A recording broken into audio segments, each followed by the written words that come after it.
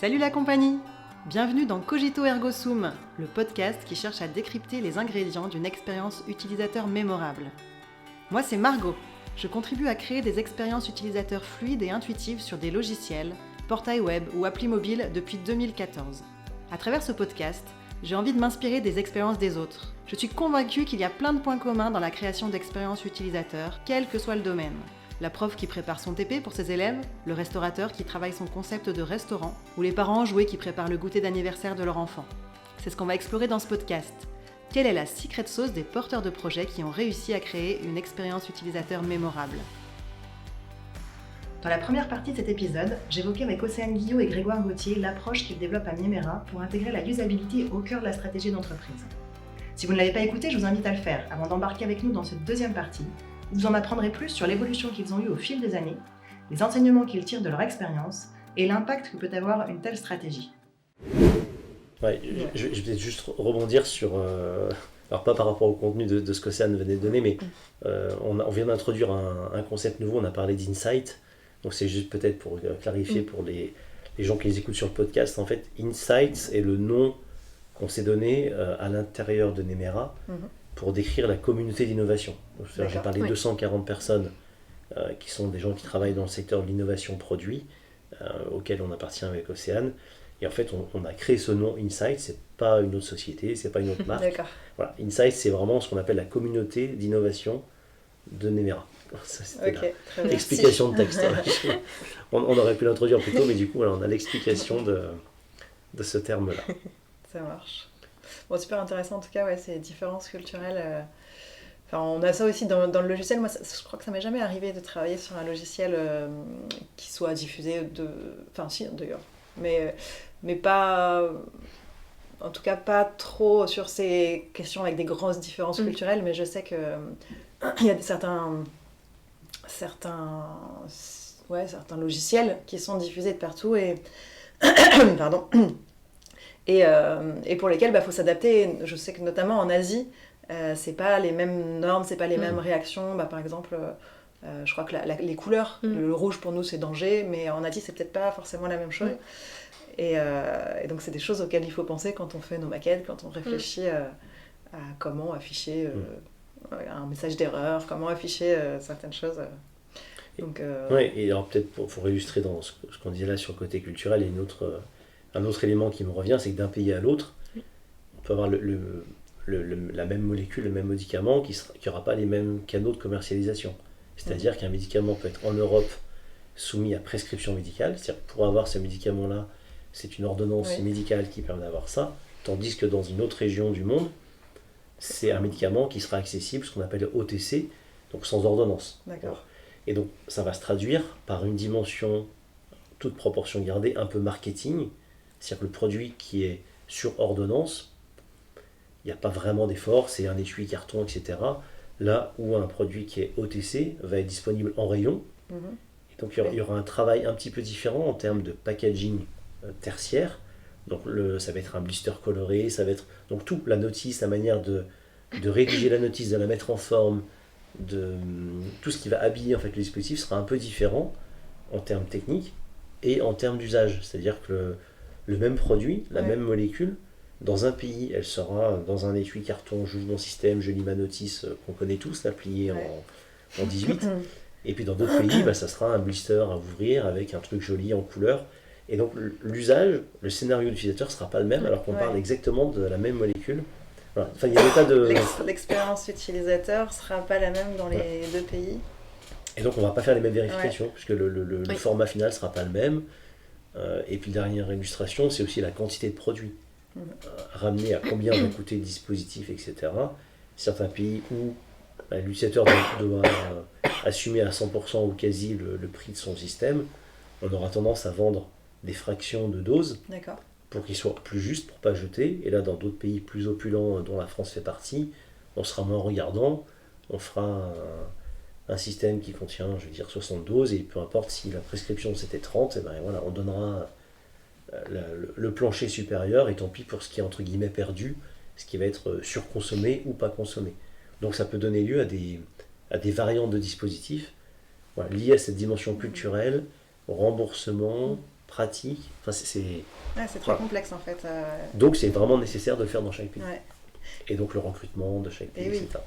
Et du coup, d'ailleurs, le bac, entre guillemets, vous le faites, enfin forcément, c'est demandé dans chaque pays, j'imagine. La FDA, elle veut des patients américains. Alors la FDA en général veut toujours des patients américains, parce que le reste ça n'existe pas. Voilà. Mais en France, ça va être des patients français. Ça c'est vraiment, on le dit en rigolant, mais il y a vraiment une stratégie réglementaire quand on va commercialiser un médicament. Le laboratoire va définir avec ses équipes réglementaires en lien avec les nôtres ce qu'on appelle une stratégie réglementaire, une stratégie d'enregistrement. Et souvent on est sur des dépôts nationaux. Et donc c'est à la discrétion du laboratoire de décider si pour tel ou tel pays, est-ce que je fais un test dans tous les pays, est-ce que je fais un test dans seulement quelques pays et j'extrapole. La question elle se pose en Europe, où on a des pratiques plus ou moins harmonisées. D'accord. On a tous les cas de figure, on a des clients qui ont fait des tests dans chacun des pays européens ou quasi, d'autres qui ont fait qui ont choisi l'Angleterre, l'Allemagne, l'Italie, et puis ça suffit. En fait, d'un point de vue réglementaire, en Europe, il n'y a pas d'obligation comme aux États-Unis? Ça dépend des pays, puis ça va dépendre aussi des secteurs, des catégories, c'est-à-dire une application pulmonaire, voilà, c'est aussi lié à chaque... on ne peut pas trop généraliser. Mais voilà, donc c'est un peu du cas par cas. Mais en tout cas, nous, notre métier, notre mission, c'est d'être capable de cascader tout ça. Et une fois qu'on a dit ça, c'est aussi important de se dire qu'il faut une cohérence entre les études. Océane mentionnait il y a quelques minutes un lien entre une étude conjointe faite sur Chicago et sur Lyon. Oui. C'est très important de pouvoir comparer des carottes et des carottes. Donc en fait, on a beau être sur des études multicentriques, il y a une vraie intelligence dans la conception, dans la trame d'enquête, pour que ça colle aux différents endroits et qu'on puisse, derrière, par rapport à ta question, en fait, c'est soit on fait du multicentrique et à la fin on va converger nos études pour dire je veux un produit qui soit opérationnel et performant et aux États-Unis et en Europe, auquel cas je dois faire mon test des deux côtés et fusionner mes tests pour avoir une conclusion commune. Et dans ce cadre-là, c'est important d'avoir un protocole commun, parce que sinon on ne sait plus comparer. Et on a vécu ça dans le passé, parfois quand certains de nos clients vont nous confier une partie d'études et vouloir en faire une de leur côté, et ils nous demandent de fusionner tout ça, et on en est incapable, parce que deux études conçues par deux équipes différentes n'arrivent jamais à la même conclusion. C'est pas... Ça devient deux études incomparables. Voilà. C'est petit aparté sur la cohérence et la consistance des études. Et d'ailleurs, sur un test, donc on a parlé tout à l'heure de bien réfléchir aux questions pour éviter les biais, de bien réfléchir à ses hypothèses aussi, donc ça, nous on fait exactement la même chose. Quand on est dans le test vraiment, qu'est-ce que tu mesures? Est-ce que c'est surtout du qualitatif? Est-ce qu'il y a en partie du quantitatif, puisqu'on parlait tout à l'heure de 85% de réussite? On va avoir en général les deux, aussi bien du qualitatif pour avoir un maximum d'informations qui va illustrer justement soit les notations, parce qu'en général on va toujours demander aux patients d'évaluer entre une note de 1 à 5 par exemple, ou de 1 à 10, et de justifier à chaque fois leurs sentiments, ce qu'ils en ont pensé, pour illustrer les résultats et ainsi les mettre dans le rapport. Et en parallèle, il va y avoir tout ce qui est erreur d'utilisation pour noter sur X patients combien il y a eu cette erreur, pourquoi. D'accord. Donc c'est assez complémentaire en termes de données, aussi bien qualitatives que quantitatives. Est-ce que vous avez des questionnaires standardisés ou des choses... Non. C'est vraiment variable d'un projet à un autre. On va aussi bien pouvoir évaluer de la force d'ouverture d'un capuchon que un sentiment entre deux dispositifs sur une utilisation qui est diverse. Donc c'est tellement varié d'un test à un autre qu'on n'a pas de questionnaire standard type. On a des questionnaires qu'on peut utiliser dans le logiciel, mais je pense qu'ils peuvent s'utiliser en dehors. Je pense au SUS, c'est... je ne sais plus le premier S, système ou score, usability scale en tout cas, les deux dernières lettres.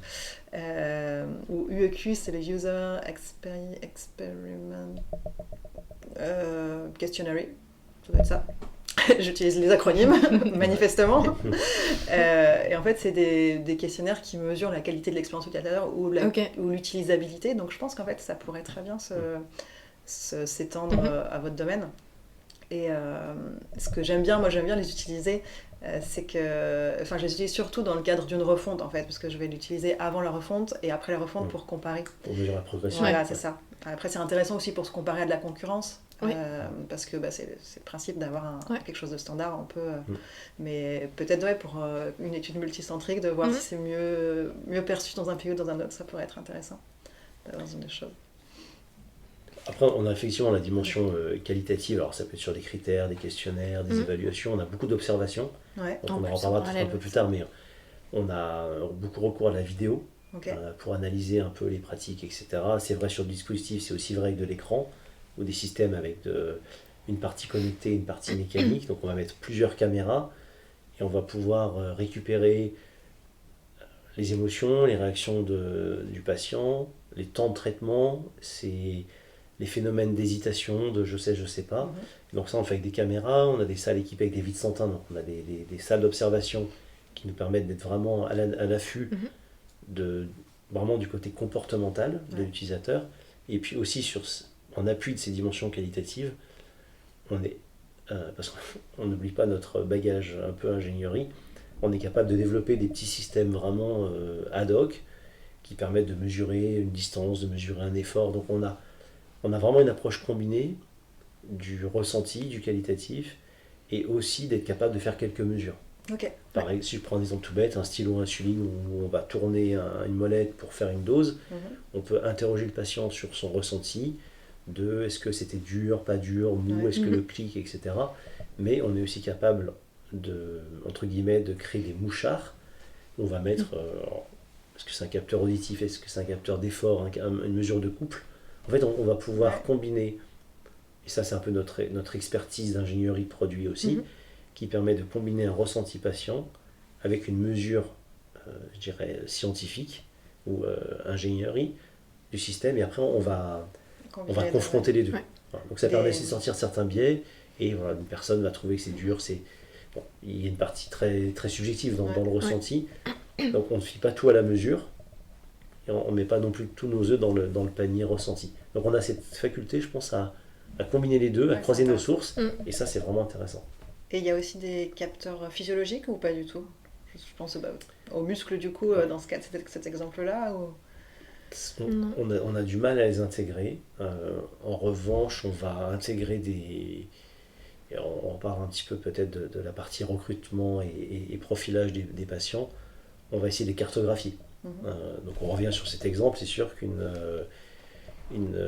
petite mamie de 65 ans n'aura pas la même force qu'un jeune homme de 20 ans avec des mains très grandes, etc. Donc on va...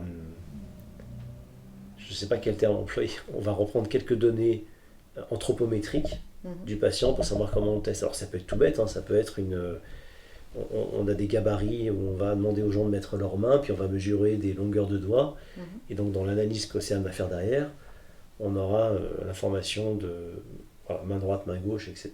Et puis on aura une notion de est-ce que la personne qui a testé, elle avait une main plutôt S, L, M, XL. Donc on a quelques données comme ça qui sont... Donc ce ne sont pas des mesures à proprement parler, mais on va essayer de catégoriser nos utilisateurs pour derrière confronter ça avec le résultat qu'on obtient. Mais on va être peu dans le capteur anthropométrique dont tu parlais. C'est plus compliqué. D'accord, Et du coup, on parlait là de la vitre Sentin, donc moi j'ai eu la chance de voir le labo. Qu'est-ce qui a évolué dans vos pratiques au cours des années, notamment sur le lieu, mais aussi sur la pratique, sur les étapes que vous faites, sur un peu tout?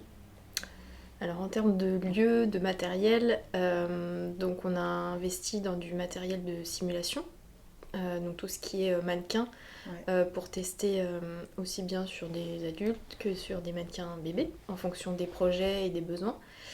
Donc il y a ça, et on a évolué aussi en termes de matériel de caméra, de dispositifs audio.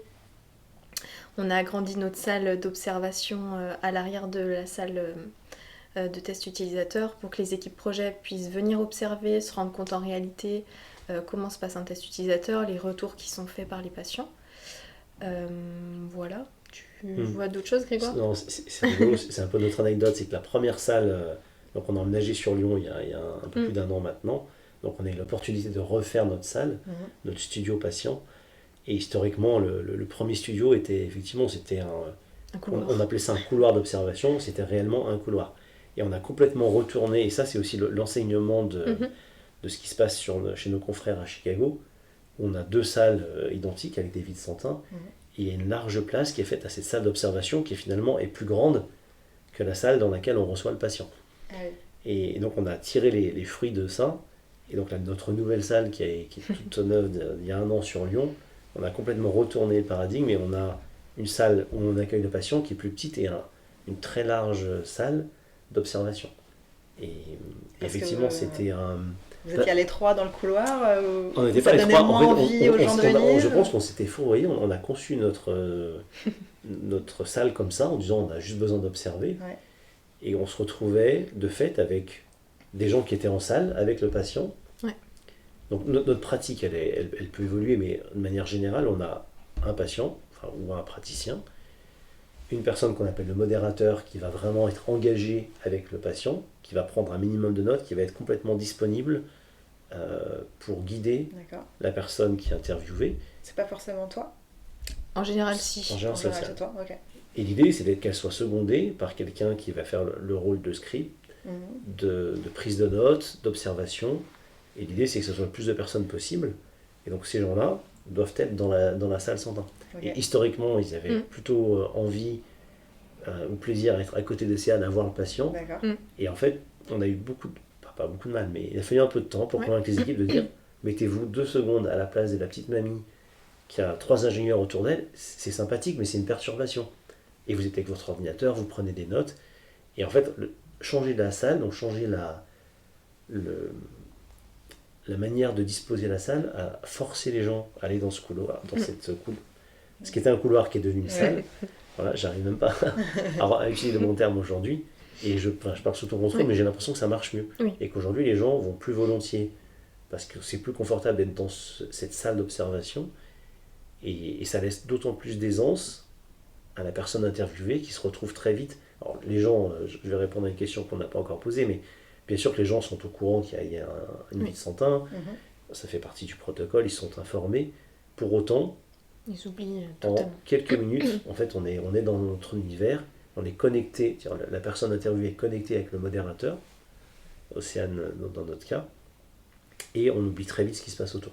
Ouais. Et donc le bénéfice de ça, c'est réellement que la personne est très à l'aise et oublie tout ce qui se passe derrière, oublie qu'on a potentiellement des caméras, bien sûr qu'elle est informée, mais en fait, de ne pas les voir physiquement, c'est... Et donc on a une captation de son et de vidéo, avec des retours dans la salle d'observation, des enregistrements possibles, des diffusions en streaming pour nos clients qui peuvent être à l'autre bout du monde et qui ont une demande souvent insistante à assister en temps réel à l'essai. Il y a probablement une dimension réglementaire à ça, donc voilà, on est capable de faire tout ça. Okay. Mais c'est un équipement qui est c'est un vrai outil de travail pour nous. Ouais. Ok. Et sur la partie caméra, du coup, c'est une caméra qui est fixe dans la salle ou comment ça se passe? Toutes les caméras sont mobiles. D'accord. Puisqu'on va aussi bien pouvoir évaluer un logiciel, donc on va vouloir évaluer la manipulation de l'utilisateur, mais aussi ses réactions, donc, et qui ne sera pas pareil que si on veut administrer au mannequin un spray nasal par exemple. Ouais. Donc on s'est laissé cette flexibilité de pouvoir positionner les caméras où on avait envie en fonction des tests et des besoins qu'on avait. Ok. D'accord.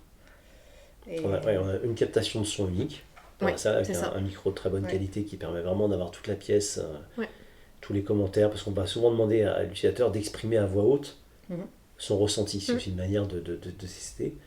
Donc c'est très important d'avoir un son de qualité. Donc là on a investi massivement sur la captation du son, et puis on a fait ce choix technique qui peut être discutable, mais qui est le choix de la mobilité, la flexibilité au niveau caméra. Donc on a plusieurs caméras qu'on s'est combinées entre elles, comme l'expliquait Océane, et qu'on s'est reconnecté derrière Donc on a des outils de montage classiques de régie vidéo qui nous permettent d'avoir tous les signaux convertis en un signal. Donc on a une synchro qu'on récupère derrière, par exemple entre le visage de l'utilisateur, ce qui se passe sur l'écran et ce qui va se passer sur son dispositif qui est connecté à la ceinture ou je ne sais où. Ouais. Donc on est capable d'avoir plusieurs points de vue qu'on sait resynchroniser d'un point de vue vidéo pour faire l'analyse derrière. Ouais, coup, et après on peut faire du tracking.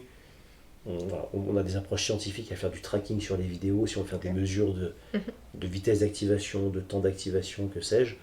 Mais on peut simplement garder ces images-là comme de l'analyse et puis être dans le qualitatif pur. Quoi. Ok. En tout cas, très utile. Voilà. Ouais. Et d'autres pratiques qui auraient évolué au fil des années? On a harmonisé nos pratiques avec Chicago. Ouais. Donc là, on a un seul et même process, on parle le même langage, on a les mêmes activités. Okay. Donc maintenant, on est vraiment harmonisé, on est sur la même longueur d'onde, on peut dire. Il y a ça. Il y a des choses en particulier parce que Chicago, si je ne dis pas de bêtises, c'était une entreprise qui a été rachetée par Nemera, c'est ça? Ouais. En 2019, donc ça fait déjà 5 ans maintenant. Et donc eux étaient déjà matures sur ces questions. Absolument. Ok. Et du coup, il y a des choses, toi, que tu as appris à leur contact ou qui t'a permis d'améliorer ta pratique? Alors, on réalisait vraiment les activités en parallèle. On pratiquait les mêmes choses, qu'on n'appelait pas forcément de la même manière.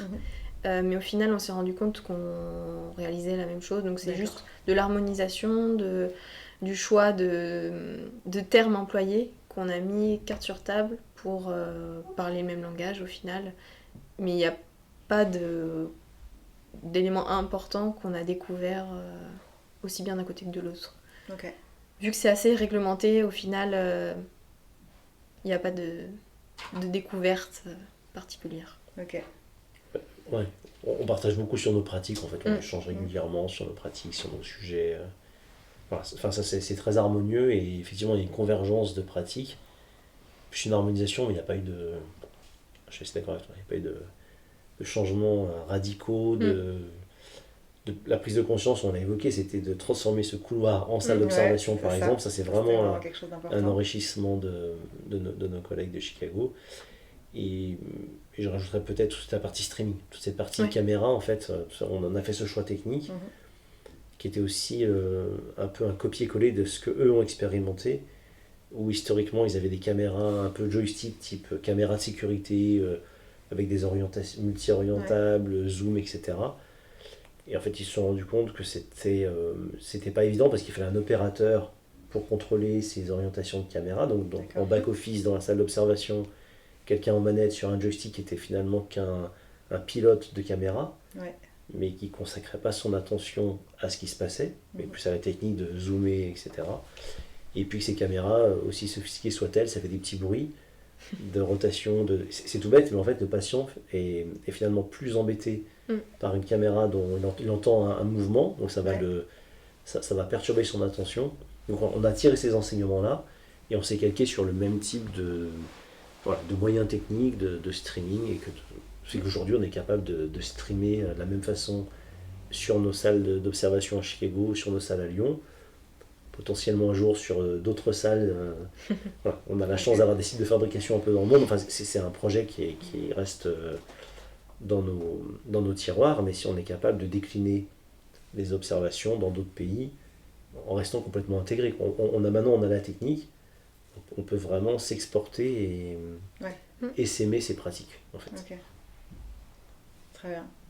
Ouais, on est toujours dans cette idée d'essayer en test utilisateur d'avoir un environnement le plus proche possible de la réalité. Donc la petite caméra qui fait des bruits, c'est pas ça déconcentre, ça ressemble pas à ce qui se passe sur le terrain. Ok. Et en termes d'étapes, de process ou en dehors de la salle de test, est-ce qu'il y a d'autres pratiques qui ont évolué? Vous m'avez parlé l'autre fois de l'étape de co-conception. Moi, c'est quelque chose que je fais beaucoup dans le logiciel, de concevoir avec le client, voire avec les utilisateurs, les écrans, comment on pourrait les organiser, on pourrait mettre le menu comme ça, on pourrait... puis même toutes les étapes de l'activité de l'utilisateur, le parcours utilisateur, en fait, il y aura d'abord ça, d'abord on se connecte, d'abord, ensuite on va paramétrer telle chose, ensuite on réalise telle action, etc. Donc ça, au maximum, on essaie d'intégrer, pas de le faire de notre côté, mais d'intégrer le client et les utilisateurs. Il me semble qu'on m'avait dit l'autre fois que c'était quelque chose sur lequel vous étiez revenu. Ouais, alors ça reste un rêve. Ça Ouais. reste un rêve parce que c'est effectivement l'intention, elle est vraiment louable, et qu'on rêve de faire une co-conception. On a tous ce rêve-là, alors, en tout cas, on le partage avec Océane, ça c'est certain, de dire demain le super produit qui va tout révolutionner, s'il est créé par un utilisateur, pour l'utilisateur, ça a énormément de sens et on serait hyper fiers d'avoir été simplement le vecteur qui a fait émerger une idée qui l'a emmené jusqu'à son accomplissement. On a fait des essais qui ont été plus ou moins heureux et aujourd'hui on en revient un petit peu pour deux raisons. Parce qu'en fait on génère énormément d'attentes. En fait on rêve, mais les patients ou les gens qu'on intègre dans ces réflexions-là rêvent encore plus que nous. Ouais. Et parfois on est sur des pathologies qui peuvent être lourdes avec des attentes réelles. On peut avoir des parents d'enfants porteurs de maladies rares, vraiment des gens qui arrivent avec des fardeaux et qui voient dans cet exercice-là quelque chose qui va changer leur vie. Et donc ils se projettent plus que de raisonnable, et ça on a du mal à freiner cette projection-là. Et puis la vie étant ce qu'elle est, certaines idées, même si l'idée est absolument géniale sur le papier, il peut y avoir des contraintes économiques, etc., qui fait que cette idée ne sortira jamais, ou ne sortira pas tout de suite. Et en fait, c'est un des freins qui nous laisse un petit goût amer aujourd'hui, c'est qu'on génère une excitation et une attente auprès de patients, et c'est presque déontologique. En fait, on se dit on n'a pas le droit de les emmener, de les faire rêver, et puis dire ah ben voilà, on ne fera pas. Parce qu'en fait, c'est incompréhensible de se dire mais là, il y a une solution, il y a un truc qui répond aux besoins, ça va changer ma vie, ça va me permettre d'arrêter d'avoir des nuits blanches à vérifier si mon enfant n'est pas entre la vie et la mort. Enfin, on touche à des choses lourdes, on n'est pas dans le confort de la machine à café qui a un bruit plus sympathique. Et donc on fait émerger des attentes colossales qui sont vraiment dans la base en termes des besoins humains. Et si on ne s'est pas donné suite à ça, en fait, on se sent pas très, pas très à l'aise dans nos bottes de dire on a lancé un truc et puis non, on le fait pas. Oui, parce que même dans le meilleur des cas où on le ferait, on n'a pas dit tout à l'heure, on n'a pas donné de chiffre tout à l'heure, mais le délai c'est quoi, 5-6 ans entre l'idée et la mise sur le marché, ça peut être des années, voilà, ça peut être très très très long. Voilà, on est revenu un peu de ça. Ça ne veut pas dire qu'on ne le fait pas, mais en tout cas on le fait vraiment avec beaucoup de précautions, en essayant de poser les règles du jeu au maximum. Mais le fait est, c'est que quelqu'un qui vient vraiment avec ses tripes, qui va exprimer son besoin, l'insatisfaction du service rendu aujourd'hui, inévitablement il va se projeter, il va chercher à aller plus loin, et pour peu qu'il ait du répondant en face de lui, des profils ingénieurs créatifs qui vont dire ah mais c'est génial, et d'ailleurs on va faire ça. Enfin, on n'a pas vu une séance qui a jamais démarré, une séance ça démarre toujours. Donc le souci n'est pas de générer des idées, ça on sait tout le temps faire. C'est qu'est-ce qu'on en fait et comment on fait redescendre un petit peu l'excitation du côté patient, et aujourd'hui on est plutôt à freiner. Et voilà. Ce qui me renvoie sur un autre sujet qui est lié à ça, c'est en termes de recrutement de patients. C'est comment est-ce qu'on trouve, alors je ne sais pas si vous voulez nous poser la question sur ça, mais on va en parler parce que c'est voilà, de manière assez humble. Là, on a parlé du matériel, etc. Mais l'ingrédient de base dans nos essais patients, ce sont effectivement les patients. Et cet ingrédient-là, il n'est pas évident à cibler. Et c'était la question que tu posais, est-ce que l'intégration des équipes de Chicago a changé un peu nos pratiques? Je pense de ce côté-là, oui, parce qu'en fait, on a des approches. Là, il y a vraiment une différence factuelle entre ce que font nos confrères américains et ce qu'on va faire ici en France. Qui est aussi lié au type d'études que l'on fait. Ce que l'on fait à Chicago, en mode service pour des clients, si on garde notre expression pour passer le bac, on se doit d'avoir une traçabilité totale sur le recrutement des patients, ce qu'on appelle le profilage. Et donc, le choix que l'on fait, c'est que chacun son métier, et notamment sur la partie américaine, des sociétés sont spécialisées sur le recrutement et le profilage de patients. Donc, comme Océane l'expliquait tout à l'heure assez clairement, quand on va définir une étude, on va avoir un nombre d'utilisateurs suivant des catégories, par exemple des professionnels, des patients, des aidants, que sais-je. Donc on va faire une liste au Père Noël de tous nos besoins, on va confier ça à une tierce partie qui va se charger du recrutement. Alors ça a un coût, mais ils vont se charger du profilage, de l'anonymisation, je ne vais pas y arriver, des données, parce que ça c'est aussi une dimension cruciale, c'est on n'a pas besoin de savoir qui est utilisateur, mais c'est une vraie contrainte. Alors RGPD en Europe, mais ça existe aussi aux États-Unis, de rendre les données le plus anonyme possible et le plus rapidement possible. Okay.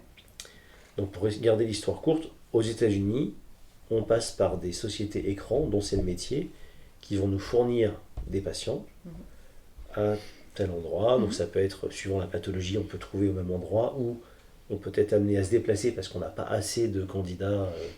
Donc on va parfois sillonner plusieurs villes aux États-Unis, parce que si on a besoin de 25 patients atteints de telle pathologie X, Y, Z, ben on ne va pas tous les trouver dans une seule ville. Donc ces sociétés-là vont nous trouver plusieurs patients, et puis on va tourner à différents endroits pour aller pour faire l'acquisition de tous ces tests-là. En France, on a choisi une approche radicalement différente jusqu'à aujourd'hui, très artisanale. Et c'est un vrai choix assumé. On pourrait passer par ces sociétés-là qui existent. On se rapproche un petit peu des recrutements pour des essais cliniques, donc avec une dimension clinique, etc.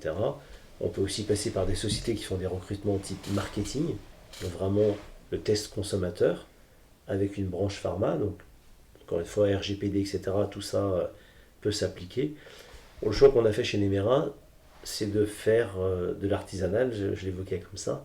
Et en fait, on prend le pari qu'on ait beaucoup de collaborateurs et que chacun peut trouver des contacts.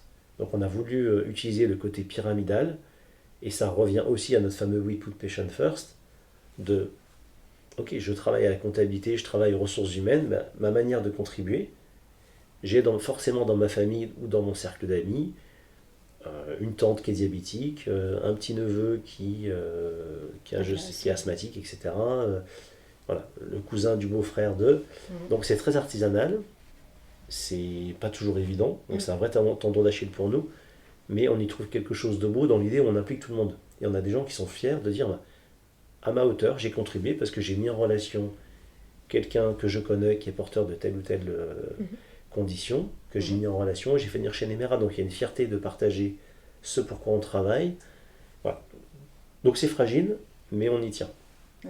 Et c'était un mode de recrutement. Et l'Océane le mentionnait tout à l'heure, pour des pathologies, j'allais dire, communes et sans trop d'impact éthique, c'est assez facile. Et effectivement, on a tous, je pense, dans nos connaissances, des personnes qui sont insulinodépendantes, qui sont asthmatiques. Quand il s'agit de trouver des pathologies sur des maladies rares, avec des conditions extrêmement douloureuses, difficiles, qu'on soit sur des cancers en phase terminale, enfin, on peut tomber sur des choses très très très lourdes, et là c'est compliqué. Là c'est compliqué, et d'un point de vue éthique, et d'un point de vue, je dirais, statistique sur l'occurrence du nombre de patients. Donc notre approche artisanale touche ses limites quand on va sur ces terrains-là. Et j'en parle parce que dans l'exercice qu'on évoquait de co-création, de co-conception, ben c'est important. En fait, on a aussi besoin, si on veut co-concevoir, c'est important de toucher les bons patients. Et si on se trompe dans les profilages, quand ils sont artisanaux, ça peut arriver, et ben on a des grandes chances de tirer des mauvaises conclusions. Donc, il faut interroger les bons patients, les bonnes populations, si on veut vraiment répondre à nos questions. Bon. Peut-être que nos pratiques évolueront, peut-être qu'on s'inspirera plus de ce qu'on peut faire aux États-Unis, peut-être qu'on développera les deux, on continuera d'avoir cette dimension famille et amis, comme on l'appelle, et puis une dimension un peu plus structurée par des sociétés tierces. Voilà. En tout cas, c'est un vrai... Alors, on en parle de manière assez transparente, mais c'est un petit peu le choix qu'on a fait. Et ouais, aux États-Unis, des fois, les équipes se déplacent dans les hôpitaux ou vraiment sur le terrain.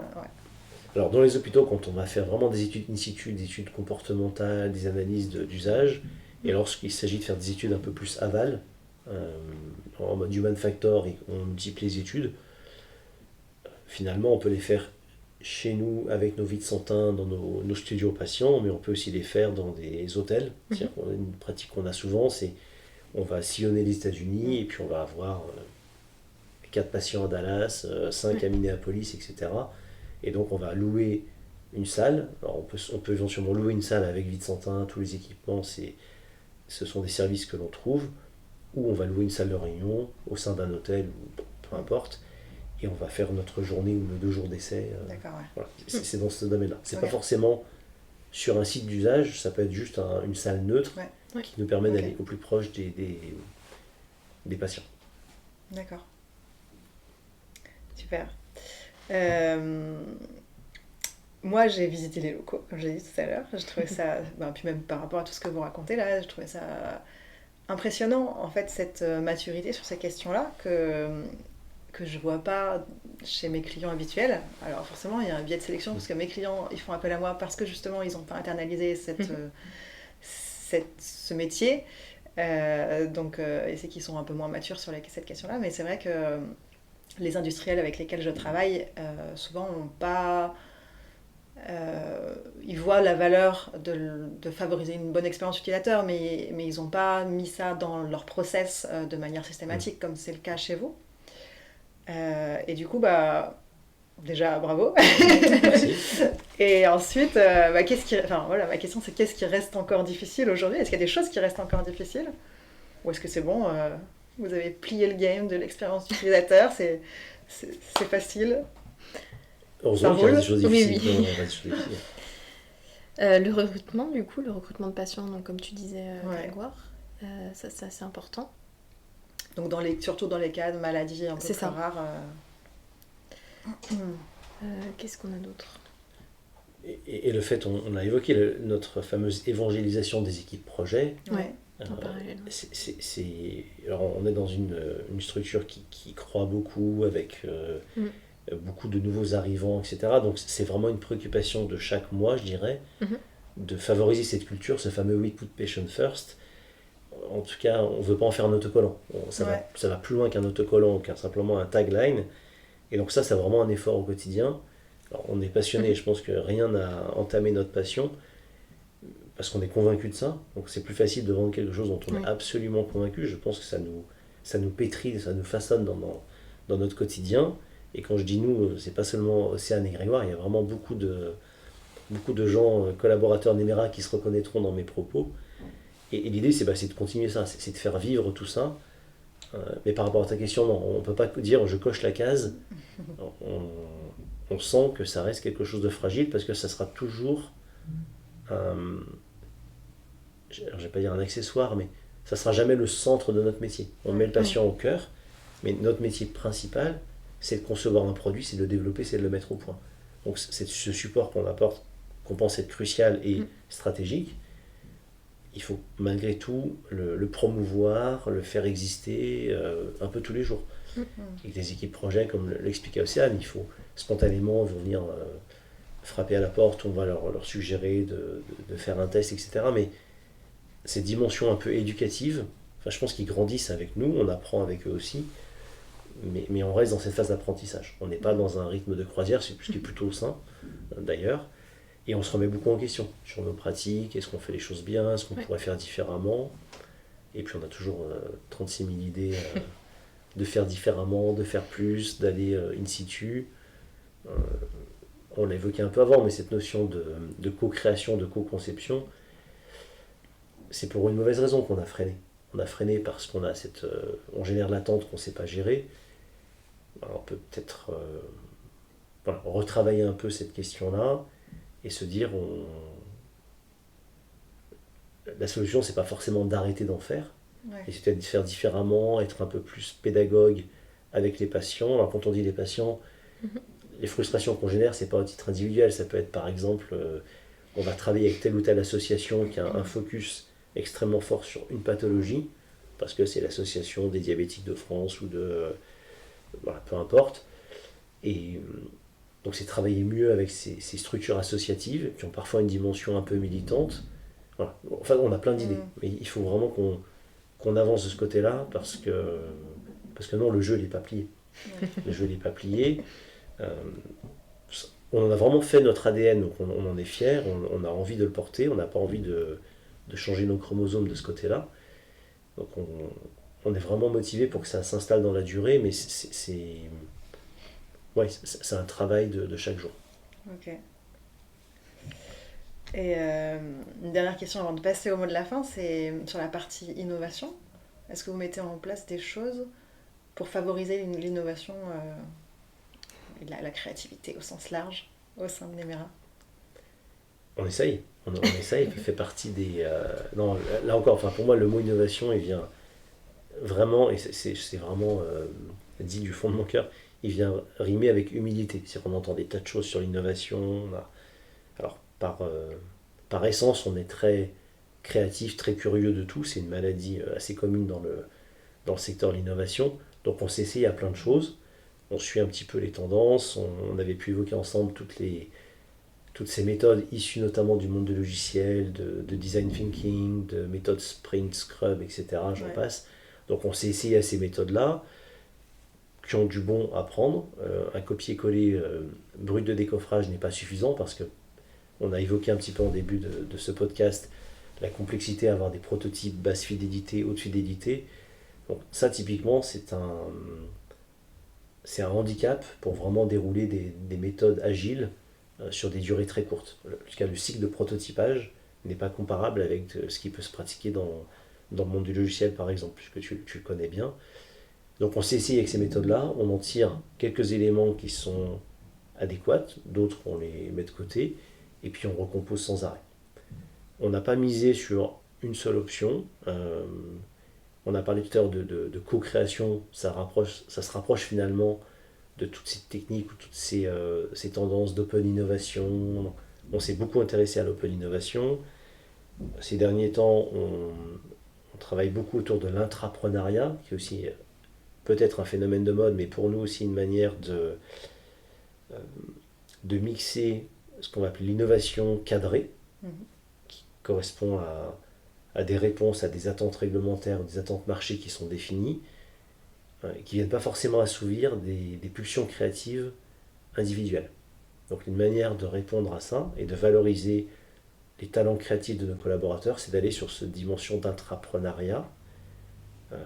Donc on se cherche un petit peu là-dessus, mais Nemera, c'est ni Renault, ni Michelin, ni Veolia, ni n'importe qui. Donc on doit façonner un potentiel d'innovation qui est à notre image, à notre taille, qui nous ressemble.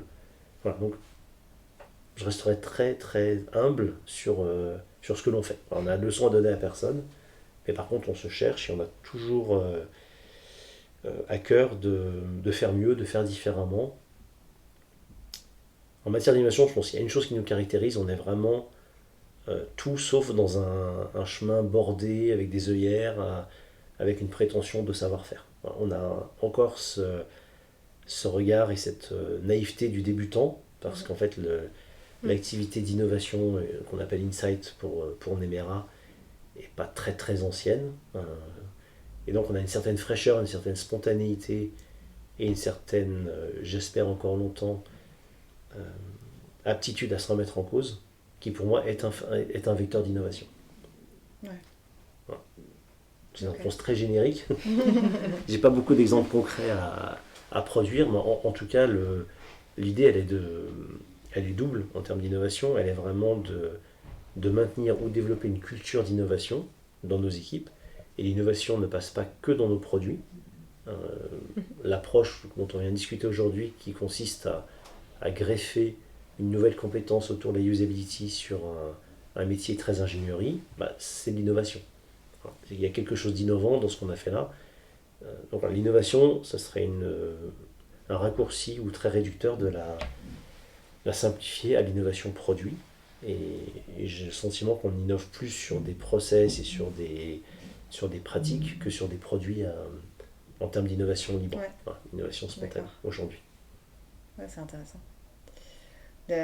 Si j'essaie de résumer, alors on a beaucoup parlé, donc je vais avoir du mal à faire un résumé succinct, mais en tout cas des éléments clés que j'ai notés, et en lien aussi avec moi, d'où je viens, le monde du logiciel, etc. J'ai l'impression que ce qui est important à Nemera, donc déjà, c'est évidemment cette envie, on en revient au début, cette envie de mettre le patient au cœur et d'avoir ça aussi visible de l'extérieur qui, comme tu le disais au début, vous apporte finalement à la fois des clients et des gens pour recruter, pour le recrutement, quoi. Donc c'est bien d'avoir la phrase, mais c'est mieux de le faire en vrai, parce que sinon les clients ils partent vite, pareil pour les salariés.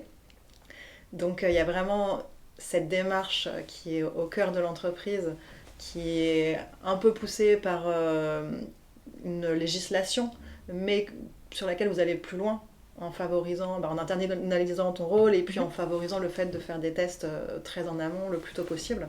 Et donc là on rejoint vraiment ce qu'on fait nous dans le logiciel avec les tests sur maquette, j'en parlais un peu, le fait d'aller encore plus en amont, aller observer sur le terrain comment ça se passe, faire de l'analyse de l'activité, faire des interviews, etc. Pour se nourrir de ça et créer quelque chose qui soit vraiment adapté au contexte, qui peut être différent selon les pays. Donc ça c'est... Ouais, je trouvais ça super intéressant cette discussion là-dessus, parce que c'est pas seulement une histoire de culture, c'est aussi le contexte économique du pays qui va changer les choses. Et puis là, ce que tu viens de dire à la fin, je trouve ça aussi vachement intéressant sur le fait que cette démarche, en fait, la démarche, moi j'appelle ça la démarche UX, mais finalement c'est la démarche scientifique d'aller faire une hypothèse, tester, et puis apprendre de ce qu'on a observé, et puis apprendre de ce qu'on a observé, puis s'améliorer, affiner son hypothèse, recommencer, itérer. Cette démarche finalement de l'apprentissage par renforcement, au final, qu'on fait depuis tout petit quand on apprend à marcher, et vous l'appliquez aussi à vous-même en interne, de tester des choses, d'observer ce qui se passe, et puis de tirer des enseignements de ça, et de s'améliorer au fur et à mesure des années. Donc sur l'aspect innovation dans les process, moi c'est ça que j'en retire. Je ne sais pas si vous avez quelque chose à ajouter par rapport à ça sur un petit peu la spéciale sauce de Nemera, parce que c'est ça ma question au départ, c'est quoi la spéciale sauce des gens qui arrivent à créer des expériences utilisateurs qui sont mémorables. Est-ce que ça vous convient comme résumé? Est-ce que vous avez quelque chose à rajouter? T'as bien résumé, après... Ouais, non, la spéciale sauce, s'il y avait un mot-clé, tu as parlé d'envie, je parlerais même de passion. Ouais. Je pense que c'est vraiment quelque chose qui nous anime et que sans l'envie, sans la passion, alors ça ne veut pas dire qu'on a fait juste tout le temps, on a aussi essuyé quelques gamelles et quelques échecs, mais voilà, le moteur c'est la passion, le moteur derrière tout ça, c'est indéniable. Ça doit se sentir un petit peu. Super. Et on arrive sur mes 2 dernières questions, les mots de la fin, parce que vous êtes 2. Est-ce que vous pouvez me raconter chacun une expérience utilisateur qui soit mémorable pour vous? Alors, même si j'en ai beaucoup, une expérience qui est assez marquante, donc on part sur la base d'un dispositif ophtalmique qui est à la base tout blanc, qui est un multidose, donc les utilisateurs peuvent s'administrer plusieurs gouttes. Et lors d'un test, il faut savoir qu'en général quand on s'administre des gouttes, tous les patients ne voient pas bien, ne voient pas correctement. Et donc via un feedback, un retour patient qui nous a été fait, en fait le collier, le petit embout pour délivrer la goutte était blanc sur blanc. D'accord.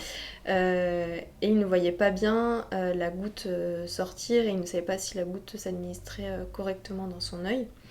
Et via ce retour de patient, il nous a permis de modifier le design et plus particulièrement la couleur de cet embout pour délivrer la goutte, pour que ça soit plus... qu'on puisse le distinguer plus clairement et plus facilement pour sa fonction principale qui est d'administrer une goutte dans l'œil. D'accord. Donc en gros, le patient ne savait pas à quel endroit la goutte allait sortir, et grâce à ce retour et donc cette modification derrière du design, maintenant ils savent... Qui est un élément maintenant clé du dispositif. Ça en fait vraiment sa particularité. Ouais, d'accord, c'est la petite signature de ce dispositif-là. Ok, et donc c'est mémorable pour toi, parce que c'était dans ta pratique, c'est quelque chose c'est vraiment un seul retour client qui a changé, le dispositif patient plutôt, ouais. qui a changé le dispositif. Le dispositif semblait simple et en fait c'est une petite remarque d'un patient qui a fait changer le dispositif sur des millions de dispositifs et du coup qui maintenant améliore l'usage pour un nombre important de personnes. C'est ça. Ok, super. Comme quoi c'est important. Et oui, évidemment. Et toi ? Alors moi j'ai une anecdote qui a presque 15 ans maintenant, qui est drôle parce qu'elle va être assez complémentaire avec celle qu'Océane vient de nous partager. Et on est au début des années 2010, on développe un produit pour un client américain. À l'époque, on n'avait pas du tout intégré cette notion d'usability, donc on était, je dirais, plus spectateur de l'arrivée réglementaire et puis de certains clients qui étaient pour le coup plus en avance que nous à l'époque. Et donc dans ce contexte-là, on développe un dispositif, pour faire très simple, qui ressemble un petit peu à un déodorant liquide qui s'applique sous les bras. Et que l'applicateur, qui était je verse dans une petite coupelle, etc., on a travaillé sur un système un peu plus intégré et une énorme équipe projet chez Nemera qui travaille nuit et jour pendant des mois et des mois et des mois, et arrive le fameux passage du bac. Et très gentiment, notre client invite des représentants de l'équipe projet Nemera à assister au tout premier test utilisateur de ce système-là. Et donc un de nos collaborateurs qui se reconnaîtra probablement lorsqu'il entendra le podcast est invité, arrive aux États-Unis avec ce client, assiste à son premier essai derrière une vitre sans teint, donc un effet un petit peu waouh, rentrée des classes. Premier utilisateur prend le système, regarde la notice, etc. Application plus ou moins correcte. Et là, le deuxième utilisateur prend le système et spontanément a cru qu'il fallait boire cette petite coupelle avec du liquide et donc porte ce système à ses lèvres. Et voilà. Et donc mon très grand regret depuis 15 ans, c'est que la seule vidéo que l'on a, c'est celle du patient qui se trompe, et celle que je rêve d'avoir 15 ans encore après, c'est la tête du collaborateur pour qui ça a été un changement radical de vie. Ça a été une leçon de dire il va pas faire ça, va pas faire ça. Ouais. Et, voilà. Et en fait, pour moi, cette anecdote elle est intéressante parce que quand on est pris dans un sujet, on a le nez dans le guidon nuit et jour, notre création c'est un peu notre bébé, on imagine, mais pas du tout ce qu'un utilisateur lambda peut en faire. Ouais. Et là, pour cette personne à qui je pense régulièrement, c'était pour lui un choc, mais réellement un choc psychologique, un traumatisme, on pourrait dire, de dire mais non, en fait, il y a des gens qui sont capables de l'utiliser différemment. Et ça a été vraiment un révélateur, si bien qu'il en a fait encore aujourd'hui, 15 ans après, sa marque de fabrique dans le développement de sa carrière. Il a quitté Nemera depuis, mais voilà, c'est quelque chose qui l'a vraiment marqué, je pense, dans sa vie professionnelle. Et j'aime raconter cette anecdote parce qu'en fait, ça, à elle seule, pour moi, elle vient justifier tout le travail qu'on a fait chez Nemera, d'intégrer la usability et à quel point faire des produits d'ingénieur, c'est bien. Faire un produit qui répond à un service et que l'utilisateur n'est pas forcément l'ingénieur qui l'a conçu. Voilà, ça résume pour moi toute la démarche usability telle qu'on l'a mise en place et sa portée éducative sur les équipes qui créent. Et le design a été changé suite à ça ou pas ? Le design n'a pas été changé, le produit s'est arrêté pour d'autres raisons complètement indépendantes de l'usage, vraiment liées à la molécule. Mais non, la chose qui a changé, c'est le collaborateur. Non, parce que ce qui me vient, pour moi, ça illustre deux phrases qu'on dit souvent dans notre métier, c'est vous n'êtes pas votre utilisateur. Et donc, d'où la pertinence d'aller tester avec des vraies personnes qui sont dans la cible et pas juste la voisine ou le conjoint ou je ne sais qui. Donc, il faut vraiment aller vérifier chez d'autres personnes que soi. Puis aussi, le concepteur, il y a un gros biais. En tant que concepteur, on est dedans, parce qu'on est dans un tunnel puis c'est nos idées, donc forcément, elles nous paraissent logiques, puisqu'elles sortent de notre cerveau. Puis on les connaît tellement, qu'on a tellement bossé dessus que tout paraît évident. Et en fait, quelqu'un qui arrive et qui connaît pas qui n'a pas eu tout ce process de pensée, va peut-être interpréter les choses complètement différemment. La deuxième phrase qu'on dit souvent, c'est pas la faute de l'utilisateur, c'est la faute du design. C'est jamais la faute de l'utilisateur. Et du coup, c'est pour ça que je demande, est-ce que le design a été adapté ? Parce que peut-être ce serait, on sait pas, peut-être que ça aurait été le seul sur 10 000 personnes et vous êtes juste tombé sur la mauvaise personne, mais plus probablement, il y avait quelque chose qui donnait envie de boire. Oui, probablement qu'il y avait quelque chose. Ok, super. Et puis ma petite dernière question, donc si vous écoutiez ce podcast avec quelqu'un d'autre au micro, qui est-ce que vous aimeriez entendre interviewer? Vas-y, Grégoire. Alors, moi, j'ai une idée qui me vient spontanément, qui est très, très pratico-pratique. On recevait la semaine dernière des personnes non-voyantes. Ça fait partie de notre démarche en termes d'intégration des patients. Et pour sensibiliser les gens à ce que c'est, que même si ce n'est pas une pathologie au sens traitement pharmaceutique à proprement parler. Et donc en discutant avec ces personnes-là, moi une question qui me vient, c'est à une époque où on parle beaucoup d'inclusion, etc., discuter avec des personnes non-voyantes nous explique qu'en fait la digitalisation de notre monde est un frein et un handicap croissant pour eux, parce qu'ils se retrouvent complètement démunis sur des questions d'accessibilité. Donc la personne que je rêverais d'entendre à ce podcast, ce sont les équipes qui développent notamment des sites institutionnels, qu'on parle de l'assurance maladie, de la SNCF, etc. Et que déjà, pour une personne valide, à l'aise avec l'informatique, c'est pas toujours facile de se repérer à travers ces applications et ces services digitaux. Voilà. Mais je trouve qu'il y a quelque chose de pas très logique aujourd'hui, où je parle avec mon âge, mais l'impression qu'on a de plus en plus d'attention en termes d'inclusion, etc. Et qu'on voit une digitalisation qui va finalement à l'encontre, en fait, qui vient régresser l'autonomie de personnes qui sont en situation difficile. Ouais. Donc, je serais vraiment curieux d'en apprendre plus sur ce petit paradoxe-là. Ouais. C'est vrai que la question de l'accessibilité, c'est quelque chose qui est vraiment important dans le domaine du numérique, qui peine à être démocratisé. Et puis, il y a des gens qui sont vraiment à fond là-dessus, qui portent ce message très fort. Et puis, effectivement, la réalité du terrain qui fait que c'est toujours la dernière roue du carrosse, encore après les utilisateurs lambda. Mais j'avais pas forcément en tête ce paradoxe que tu décris, qui est vachement intéressant, le fait que plus ça va et plus on peut plus aller acheter un billet de train au guichet. Enfin, on peut encore, hein, mais ça devient de plus en plus difficile. Il y a de plus en plus de gares qui ont plus de guichets. Ouais. Et en même temps, à côté de ça, l'alternative, elle n'est pas accessible à tous, quoi. Voilà, enfin, en tout cas, ce sentiment, c'est pour ça que ta question spontanément, voilà, on a rencontré ces personnes la semaine dernière, et déjà en tant que valide, c'est pas toujours évident. Ouais. Et là, cette personne-là, voilà, qui a vraiment bataillé pour prendre son billet de train pour venir nous voir à Lyon, et la réponse qui lui a été faite, c'est « faites-vous aider par quelqu'un ». Voilà, et si c'est ça l'inclusion, alors c'est bien, ça favorise la relation interpersonnelle, mais voilà, je pense qu'il y a peut-être d'autres réponses que « faites-vous aider par quelqu'un de valide ». Voilà, donc il y a une notion un peu de vœu pieux à dire, je pense que personne n'est contre l'inclusion, voilà, comme personne n'est contre la communication, mais c'est un terme un peu générique. Et concrètement, qu'est-ce qui se passe ? On ne se rend pas forcément compte de l'impact. En termes de prise en charge et d'intégration, est-ce qu'on intègre une personne non-voyante lorsqu'on développe l'accès à la refonte du site Amélie ou je ne sais quoi ? Enfin voilà, c'est des vraies questions, à mon avis, qui sont à creuser pour que la technologie soit un vrai bénéfice pour tous et pas la cause de mettre des gens de côté. Ok. Merci. Pour ma part, j'ai pas forcément d'autres idées, mais pour compléter la réponse de Grégoire, ça s'arrête pas forcément, je pense, au site internet, aux applications.